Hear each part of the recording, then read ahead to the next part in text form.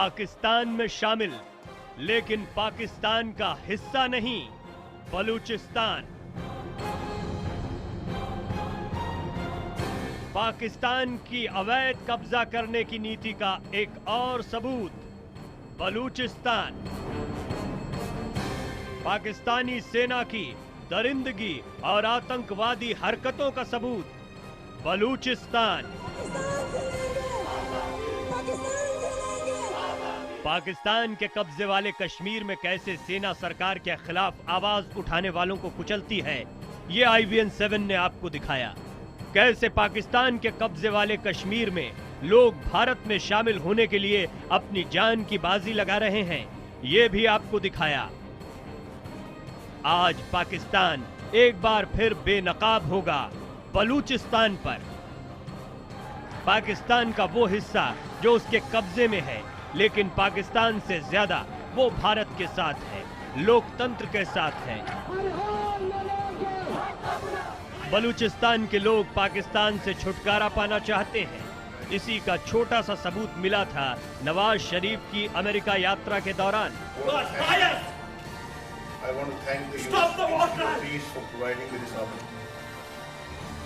बलूचिस्तान के लोग पूरी दुनिया में हर मंच पर पाकिस्तान के खिलाफ आवाज उठा रहे हैं। वो अलग हो जाना चाहते हैं, आजाद हो जाना चाहते हैं।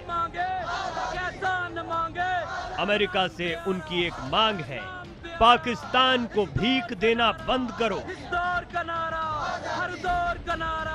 अगर ऐसा हुआ तो घुटने के बल आ जाएगा पाकिस्तान।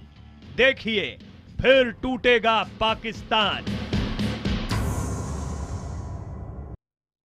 नमस्कार, मैं हूं प्रवीण तिवारी। खबरों में खास में आज हम बात करेंगे एक बार फिर टूटने की कगार पर खड़े पाकिस्तान की। 1971 में बांग्लादेश तो बन गया, लेकिन पाकिस्तान के एक बड़े हिस्से में 1947 से ही आजादी की मांग उठ रही है। यह हिस्सा है बलूचिस्तान। पिछले दिनों एक बलूचिस्तान समर्थक ने संयुक्त राष्ट्र में भाषण दे रहे नवाज शरीफ को इसी मुद्दे पर घेर लिया। बलूचिस्तान के लोगों की मांग है कि अगर अमेरिका पाकिस्तान को मदद देना बंद कर दे तो वो एक बार फिर टूट जाएगा। देखिए हमारी खास रिपोर्ट। अगर पाकिस्तान को अमेरिकी भीख मिलनी बंद हो जाए तो क्या होगा? अगर पाकिस्तान को सैन्य मदद मिलनी बंद हो जाए तो क्या होगा? दुनिया भर के आतंकियों को पालने पोसने वाला पाकिस्तान घुटने पर आ जाएगा अगर उसे अमेरिकी मदद मिलनी बंद हो जाए। इस आतंकी देश को हर तरह की मदद बंद करने की मांग उठी है। पाकिस्तान के ही एक बड़े हिस्से से यह मांग उठी है, जमीन का वो टुकड़ा जिस पर पाकिस्तान ने कब्जा कर रखा है, बलूचिस्तान। बलूचिस्तान के लोग पाकिस्तान के चंगुल से आजाद होने के लिए 1947 से ही संघर्ष कर रहे हैं। इसी संघर्ष का एक चेहरा दिखा अमेरिका में, जब पाकिस्तान के प्रधानमंत्री नवाज शरीफ संयुक्त राष्ट्र शांति संस्थान को संबोधित कर रहे थे। इसी दौरान बलूचिस्तान आंदोलन से जुड़े एक पत्रकार ने नवाज शरीफ पर लादेन का दोस्त होने तक का आरोप जड़ दिया। Commend the outstanding contribution. You are Bin Laden friend. You are Bin Laden friend. Shut up. You are Bin Laden friend. इस हंगामे के दौरान बेचारे नवाज बगले झांकते रहे। सुरक्षा बलों ने इस शख्स को हॉल से बाहर किया। नवाज शरीफ को दुनिया के सबसे बड़े आतंकी ओसामा बिन लादेन का दोस्त बताने वाले ये शख्स हैं अहमर मुफ्ती खान। अब भारतीय एजेंसियों से बातचीत में अहमर मुफ्ती खान ने कहा है, बलूचिस्तान के लोगों को अपनी जीत का पूरा भरोसा है। जैसे ही अमेरिका पाकिस्तान को मदद करना बंद करेगा, हम पाकिस्तान को बलूचिस्तान से निकाल बाहर करेंगे। नवाज शरीफ का भाषण रोकने वाले अहमर मुफ्ती खान ने अमेरिकी एजेंसियों को भी पूछताछ में यही बात कही। उसने आरोप लगाया कि पाकिस्तान के मीडिया में इतनी हिम्मत नहीं कि वो बलूचिस्तान के लोगों की आवाज उठाए।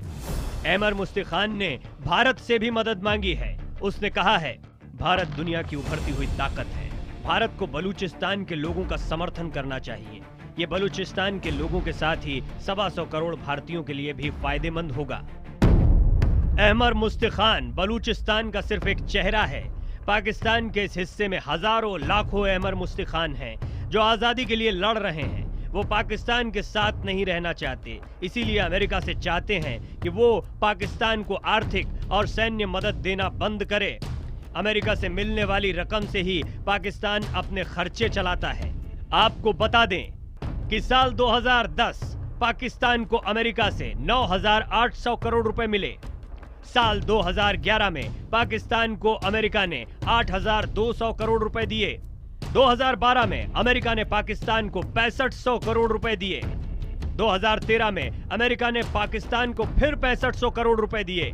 साल 2014 में पाकिस्तान को अमेरिका से 5,500 करोड़ रुपए मिले। जाहिर है अगर अमेरिका ने हाथ पीछे खींच लिए तो पाकिस्तान की कमर टूट जाएगी। बलूचिस्तान के लोग भी यही चाहते हैं। पाकिस्तान के खिलाफ हर मंच पर नजर आने वाली उनकी नफरत ऐसे ही नहीं है। Commend the outstanding contribution. You are Bin Laden friend. You are Bin Laden friend. Shut up. You are Bin Laden friend. IBN 7 के खुलासे के बाद पाकिस्तान के कब्जे वाले कश्मीर का हाल अब दुनिया देख रही है। बलूचिस्तान की सच्चाई भी पाकिस्तान बहुत दिन तक दबा नहीं पाएगा। दबाव बढ़ा तो हथियारों के दम पर बलूचिस्तान पर कब्जा जमाए पाकिस्तान का फिर टूटना तय है। Bureau report, IBN 7। हड़पना, कब्जा जमाना, ये पाकिस्तान की फितरत रही है। कश्मीर के बारे में तो आप बहुत सुनते रहे होंगे, लेकिन बलूचिस्तान एक और ऐसी जगह जिस पर पाकिस्तान का नापाक कब्जा है और जिसकी वजह से वो हमेशा आतंक की वजह से ही चर्चा में रहता है, जबकि बलूचिस्तान की कई और खासियतें हैं जो हम आपको बता रहे हैं। क्यों अहम है बलूचिस्तान, ये भी समझिए। ये हिस्सा पूरी तरह से पाकिस्तान का हिस्सा कभी रहा ही नहीं है। कबीलियाई सरदारों का यहाँ पर हमेशा से वर्चस्व रहा है, उनका कब्जा रहा है। 95% इलाके ऐसे हैं जहां कबीलाई सरदारों का कब्जा है अभी भी। देश की 40% जमीन, लेकिन आबादी सिर्फ 80 लाख आबादी है सिर्फ इस इलाके की। रेतीली और बंजर जमीन बलूचिस्तान की पहचान बनी हुई है। खनिज और तेल से भरपूर, ये देखिए बहुत महत्वपूर्ण बात है, खनिज और तेल से भरपूर है बलूचिस्तान की जमीन, और पाकिस्तान की नापाक नजर इसीलिए इस पर लगी रहती है और कभी ये तरक्की नहीं कर पाता क्योंकि यहां पर आतंक ही फैलाया जाता है हमेशा। जिस तरह आपको याद होगा कश्मीर में खूबसूरती या रमणीय स्थल के तौर पर उसे जाना जाता था, लेकिन अब आतंक के तौर पर दुनिया में पहचान है। यूरेनियम, पेट्रोल, गैस, तांबे जैसी बेहतरीन चीजों की खदानें यहां पर हैं, लेकिन ये जाना किस लिए जाता है? धमाकों के लिए, आतंकवाद के लिए। बलूचिस्तान से निकली गैस की सप्लाई आधे पाकिस्तान को जाती है। अगर बलूचिस्तान अलग होता है तो आप अंदाजा लगा सकते हैं पाकिस्तान का क्या हश्र होगा। इसीलिए अहम है बलूचिस्तान। अगर बलूचिस्तान पाकिस्तान खोता है तो पाकिस्तान खत्म।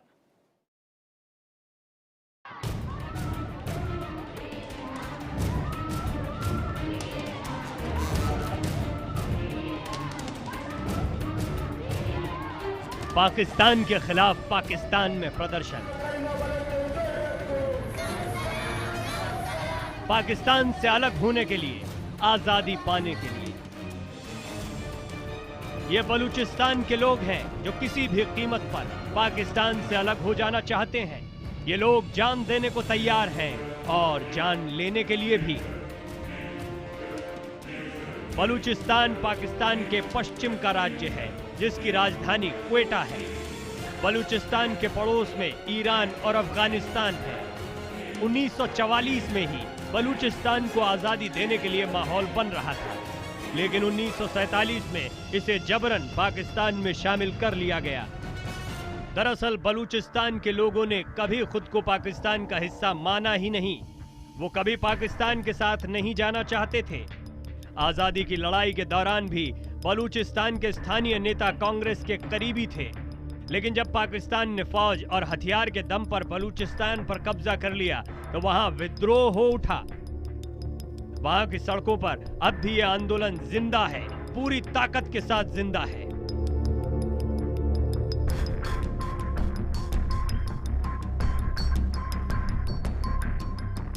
बलूचिस्तान पाकिस्तान का अटूट अंग है। हम नहीं समझते कि बलूचिस्तान कभी पाकिस्तान का अंग रहा है। इसकी आजाद पुरानी बलूच कौमी तारीख है, बलूच कौमी सरजमीन की तारीख है, बलूच कौमी जुबान है।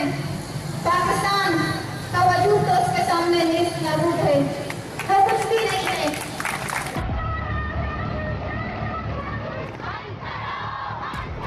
बलूचिस्तान में आंदोलन के चलते पाकिस्तान ने विकास की हर डोर से इस इलाके को काट रखा है।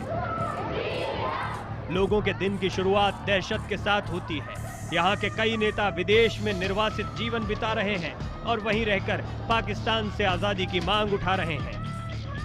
हालांकि पाकिस्तानी फौज और सरकार हमेशा से इनकार करती रही है कि बलूचिस्तान में वो नागरिक आंदोलन को कुचल रही है। हालात ये हैं कि बलूचिस्तान के आंदोलनकारियों से बात तक करने के लिए पाकिस्तान सरकार तैयार नहीं है। ये एक बहुत ही क्लोज सीक्रेट है वहाँ का बलूचिस्तान का, जिसको ये हवा नहीं लगने देते। ना उनका मीडिया दिखाता है, ना उनके किसी को इजाज़त है वहाँ जाने की। और वहाँ पे जो अत्याचार हो रहे हैं वो अब आहिस्ते आहिस्ते लोगों को पता चल रहे हैं कि बहुत ही दर्दनाक है। पाकिस्तानी सेना से निपटने के लिए बलूचिस्तान के लोगों ने अब गुरिल्ला युद्ध का सहारा लेना शुरू कर दिया है। पाकिस्तान से आजादी के लिए बलूचिस्तान में अब तक 5 बड़े आंदोलन हो चुके हैं। हर साल बलूचिस्तान में 27 मार्च को पाकिस्तान विश्वासघात दिवस मनाया जाता है। इन आंदोलनों में शामिल 20,000 लोग ऐसे हैं जिनकी आज तक लाश तक नहीं मिली। बलूचिस्तान के लोगों का आरोप है कि पाकिस्तानी सेना की गोलियां कभी भी उन पर बरस जाती हैं। घर में, दुकान पर, बाजार में। पाक फौज पर यहां किसी का बस नहीं है। बलूचिस्तान की आजादी का संघर्ष अब चरम पर है। बलूच लोगों पर अत्याचार और हिंसा के सबूत अब दुनिया भी देख रही है। सोशल मीडिया के मजबूत होने के बाद बलूचिस्तान के लोगों को भी एक नई आवाज मिली है। Bureau report, IBN 7।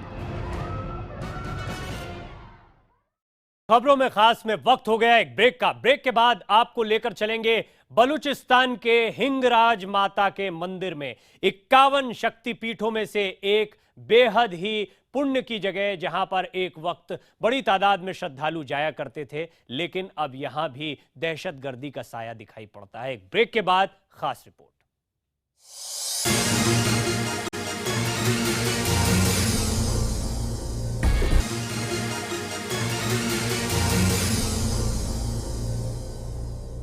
आप देख रहे हैं खबरों में खास। हमने आपको दिखाया किस तरह बलूचिस्तान की पहचान सिर्फ आतंकवाद नहीं है, बल्कि वो खनिज संपदा से भी भरपूर है। साथ ही साथ हम आपको ये भी बताते हैं कि बलूचिस्तान हिंदुओं के लिए, माता के भक्तों के लिए एक बहुत बड़ा तीर्थ भी रहा है।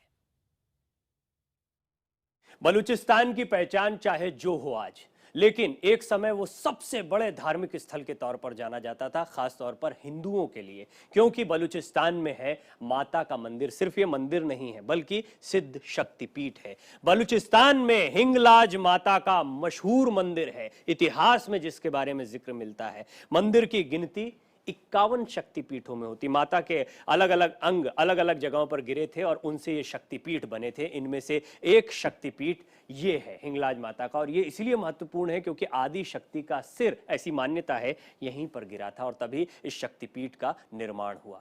खूबसूरत जगह भी है, विशाल पहाड़ के नीचे बना हुआ है माता का ये विशाल मंदिर। मंदिर में भगवान शंकर का त्रिशूल भी मौजूद है, इस तरह की मान्यता भी है। वहां पर बड़ी तादाद में, लाखों की तादाद में श्रद्धालु जाया करते थे, मानते थे कि यहां पर भगवान शिव का त्रिशूल भी मौजूद है। लेकिन बंटवारे से पहले जो लाखों की तादाद में लोग जाया करते थे, वहां पर हिंदू सैलानी जाया करते थे।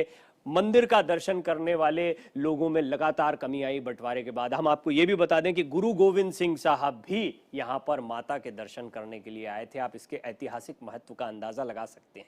बिगड़े हालात में बहुत कम भक्त अब यहां पर जा पाते हैं, क्योंकि आतंक का खतरा हमेशा मंडराता रहता है। ऐसे में आस्था को भी ठेस पहुंचाई गई। बलूचिस्तान में माता के इस मंदिर में अब भक्त दर्शन करने नहीं जा पाते उस बड़ी तादाद में जैसे कभी जाया करते थे। ये तो एक धार्मिक पहलू था, लेकिन बलूचिस्तान को आजाद करने की आवाज को पाकिस्तान दशकों से कुचलता आ रहा है। ऐसे में अब वहां के लोगों ने भारत से मदद की अपील की है।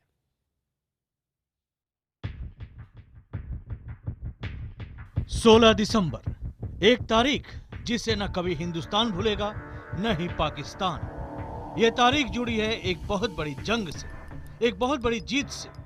16 दिसंबर 1971 यानी आज से 44 साल पहले हिंदुस्तानी फौज के पराक्रम, हौसले और हिम्मत के आगे पाकिस्तानी सेना ने घुटने टेके थे और दुनिया के नक्शे पर एक नया मुल्क सामने आया था जिसे दुनिया बांग्लादेश के नाम से जानती है। Dhaka is now the free capital of a free country. The instrument of surrender was signed in Dhaka at 16:31 hours Indian Standard Time by Lieutenant General A.A.K. Niazi on behalf of the Pakistan Eastern Command. Lieutenant General Jagdeep Singh Arora, GOC in command of the Indian and Bangladesh forces in the Eastern Theatre, accepted the surrender. यह वो दिन था जब पूरी दुनिया ने पाकिस्तान की सेना को भारतीय फौज के सामने सरेंडर करते हुए देखा।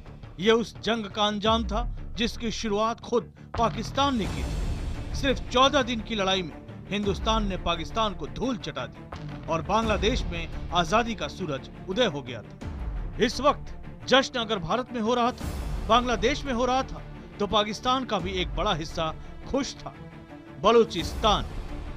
किस किस्म की मदद देनी है वो देखना लगेगा। अगर वो आर्थिक सहायता है या मानसिक सहायता है, मेरे ख्याल में इसमें मिलिट्री सहायता को छोड़ के बाकी सहायता हम दे सकते हैं, मॉरल उनके साथ रह सकते हैं। पिछले दिनों संयुक्त राष्ट्र में पाकिस्तान के कश्मीर इराक के बाद बलूचिस्तान के नेताओं ने भारत से एक बार फिर अपील की है कि वो इंसानियत के नाम पर उनकी मदद करे। दिनों दिन अस्थिर होते पाकिस्तान में बलूच आंदोलन तेजी पकड़ रहा है। भारत अगर बलूचिस्तान के लोगों के नैतिक समर्थन के लिए तैयार होता है तो ये बड़ा परिवर्तन होगा। और इस मसले पर नवाज शरीफ कैसे अमेरिका जाकर बेनकाब हुए, ये भी पूरी दुनिया ने देख लिया है। खबरों में खास का सिलसिला आज यहीं तक। दीजिए इजाजत, नमस्कार।